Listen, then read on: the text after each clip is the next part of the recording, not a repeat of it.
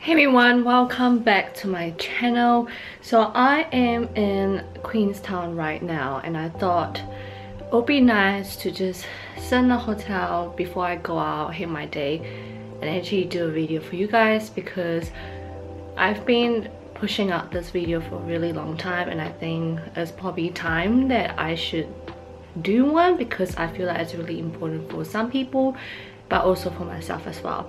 So good news is that I am 22 weeks pregnant as of yesterday, and I have only just recently announced it on my Instagram because the reason why I hold out for so long, I know usually people would do like 12 weeks, but then again there's no rush for anyone, there's no expectation, but my expectation, or yeah, what I thought what I should do and stuff have completely changed ever since I had my first miscarriage.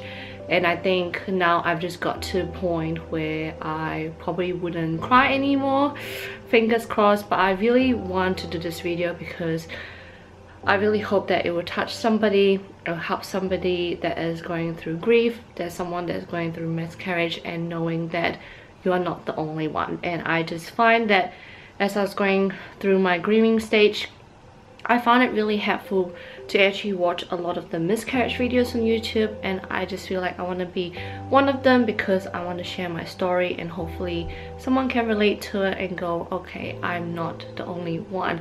So I don't know how long this video is going to be, but we'll see how it goes. It might be messy as well because everything is just up in the head. I didn't really plan it. I thought I would, but this is so many things to note down and I'm just like, you know what, I'm just gonna wing this and see what my thoughts are, how I feel. And yeah, we decided to try in April, I believe, and I got pregnant in May. By the time I found out, I think I was about 4 or 5 weeks, but because it was such an early stage, they couldn't really tell me how many weeks I was, because the first ultrasound scan would be 8 weeks. Yeah, it would be the 8-week scan. So I didn't make to that. So what happened was I went to the doctor. Remembered clearly, I went to a doctor on a Wednesday to get my blood test done, my urine sample to confirm whether I was pregnant or not. And the first thing she said was, oh, your urine test came back, the pink line was really faint. And I was like, oh, okay. And she said, oh, nothing to worry about because it might just be very early pregnancy, early stage. So I'm like, okay. I got my blood test done. And then I got my result back on Friday early morning, and it said that I need to go get my blood test done again on Monday because my pregnancy hormone level didn't go up as expected, and that they want to see whether it will go up again because I think supposedly your hormone level is supposed to like double up each day or some sort. And I started crying because I don't know why. I thought, okay, probably just a pregnancy, but I was just really paranoid, and I was like, okay, like I was crying at work and I was like, okay, it's maybe something's wrong with the baby, you know, like something's not going right. And my husband kept reassuring me, telling me, no, it's fine, you know, like they just need to check the blood test again because remember the doctor said it's like early stage. So I let that go for a bit and I was typing away, and then an hour later I felt something down there. And I was like, okay, I need to go to the toilet. I went to the toilet and I saw blood and I knew it straight away. I was like, yep, this is it, you know. And I rang my husband and he said, you need to call the doctor right away. And I did, and I went to the doctor and she just said, most likely you are going through the miscarriage. And because it's the weekend, just let the weekend to just let everything out and see how we go. And so I did that, and the weekend was just horrible because the blood wouldn't stop. Like it just kept going and going and going. Oh, I thought I wouldn't cry, but yeah, it just kept going and it was really heavy. And I think there were a few times where it was really painful. It's like period cramp, but worse, and I just didn't want to do anything. Oh, hold on, let me just touch up. I thought I wouldn't cry, but think I need my puff here just in case. But okay, so the weekend happened. I just didn't do anything. I just laid there, just let it out, and my friend was there supporting me as well. My husband was with me the whole time, 24/7, which is really nice.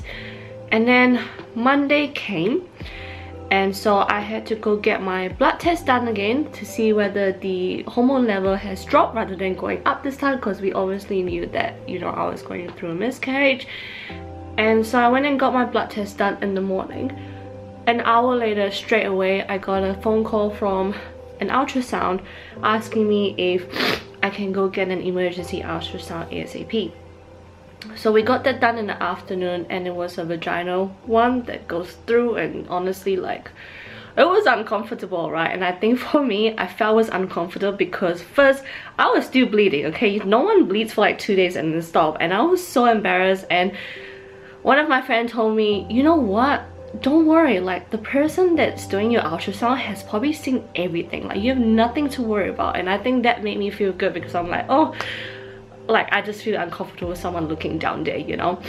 But and then it was a guy as well, and I was like, oh, and then she was like, don't worry, like, it's normal, blah blah. And he was really good. Like, he checked everything and he couldn't find anything because they were worried that it might be an ectopic pregnancy. But so that was the first thing he checked, and it wasn't, so that was good. And he checked that everything was clear, and he said, think of it this way, it's good that you don't need to do any other procedure in order to remove the baby. It's completely gone. So that was a rough 3 days, because not knowing what was going on, like, I obviously knew that I had a miscarriage, but in my head as well, on Monday I didn't cry. And I think it was because in the weekend I've put that thought in my head, which is me. I've put that thought in my head that I've already lost the baby.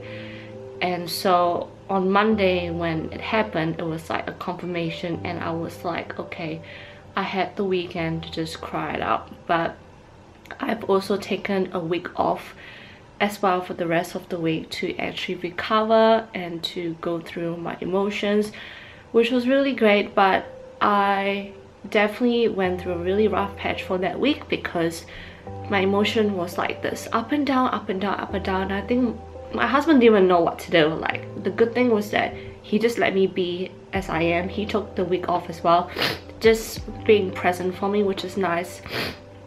I've also had a really lovely friend, a really good friend that's been through miscarriage as well, and she was very supporting in a way that she was there for me straight away. She came the next day.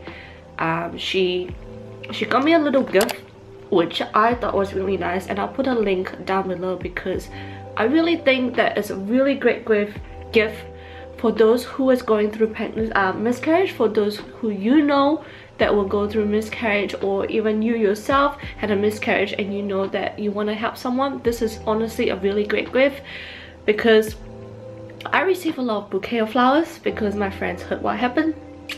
I mean, flowers are beautiful, but they do die, and this gift is so precious to me. And it's like a little baby with angel wings, and it's like a clip that goes up and it says hope.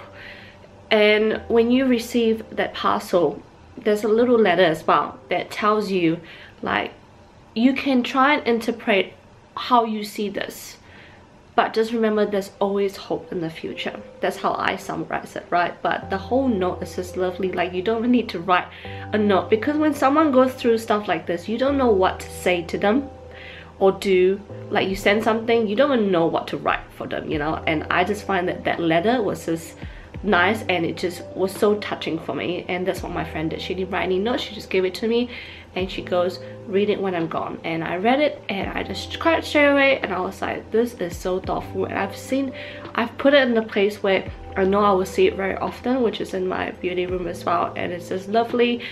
And I've given this to 2 people already, which is crazy, because miscarriage is such a common thing. Like, it happens to, depending on research, depend to 1 to 4 or 1 to 5 women.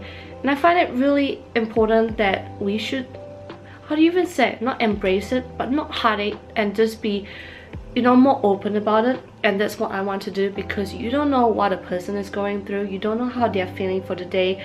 A person can be like me, be okay like this, but you don't know that I'm going through miscarriage right now, or that I'm bleeding, you know. And for me, going through that has just opened my eyes and my husband's eyes up as well, not to ask someone, are you pregnant? Like, are you trying to get pregnant? When are you gonna get pregnant?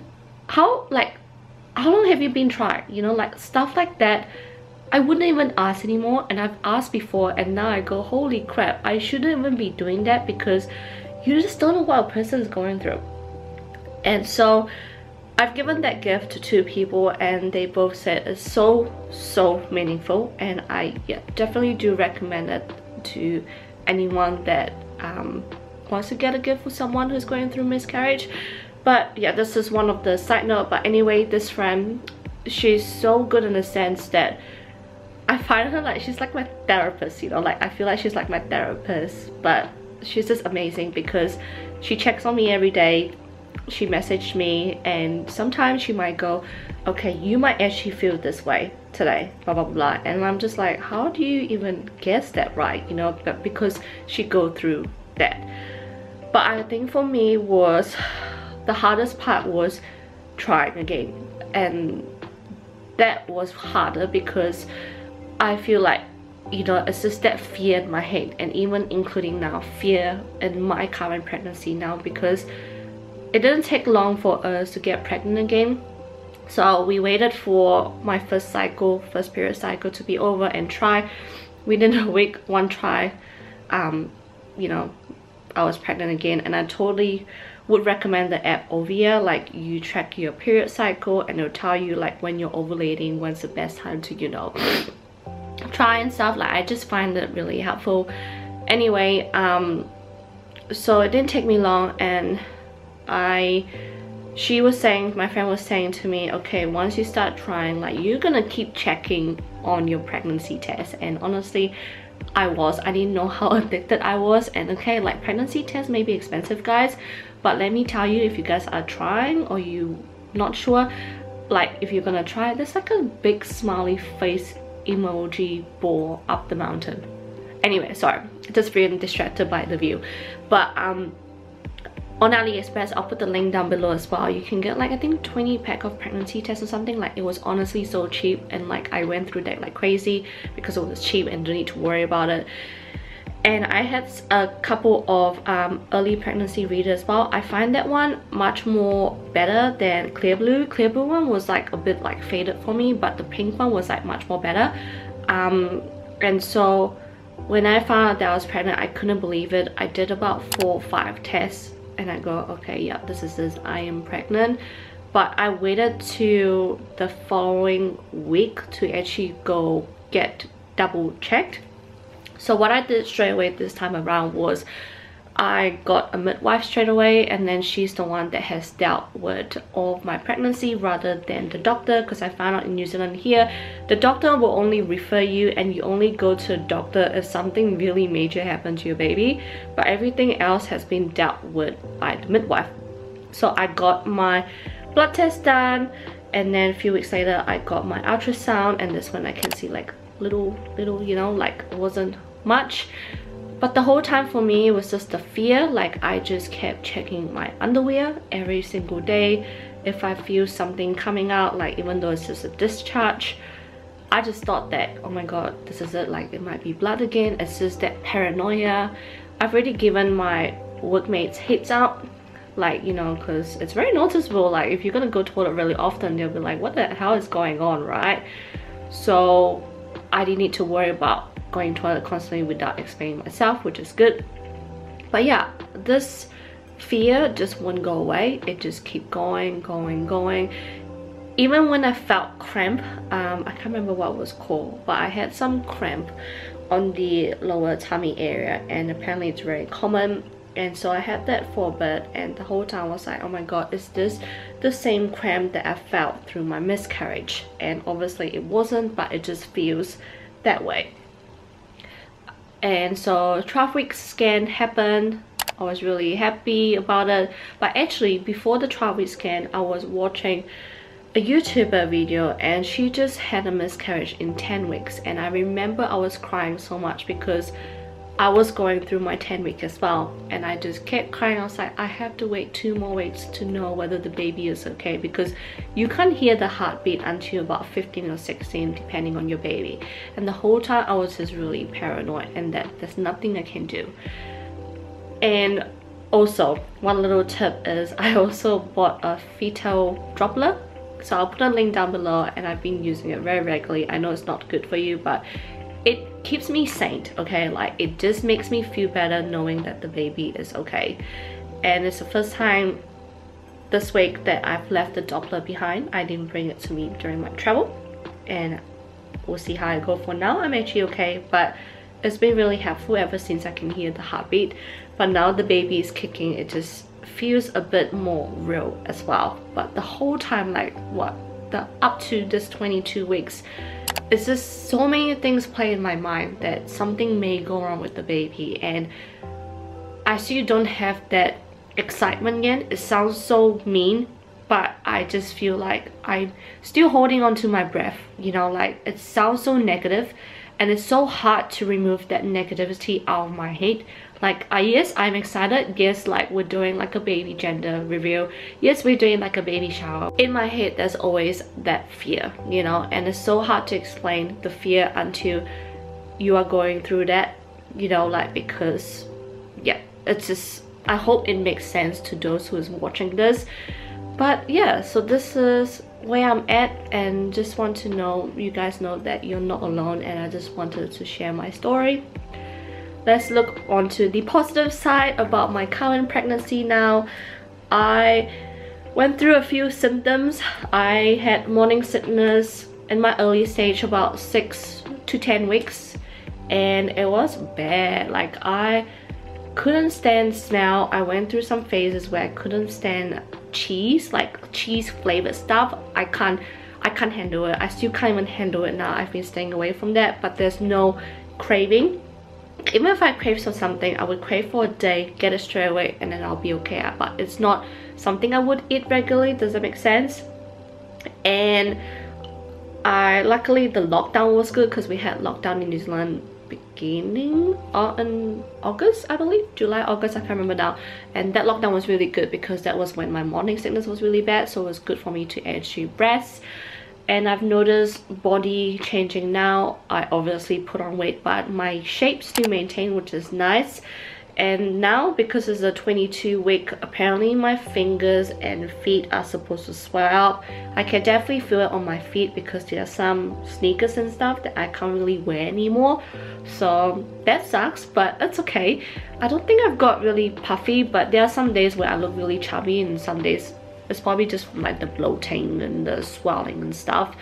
And I also noticed that I've got discoloration, especially on my armpit area. Like, my armpits are like, honestly, it's like usually this fair, but now it's like you can legit see like it's black, okay? Like, it just looks, yeah, it's just so weird, but it's just amazing to see how your body changes, you know. And yeah, just taking it week by week. And I follow this app, OVR Pregnancy, which I'll put in the description box below as well. I find it really helpful, because every week it tells me what the size of my baby is compared to like a fruit slash veggie.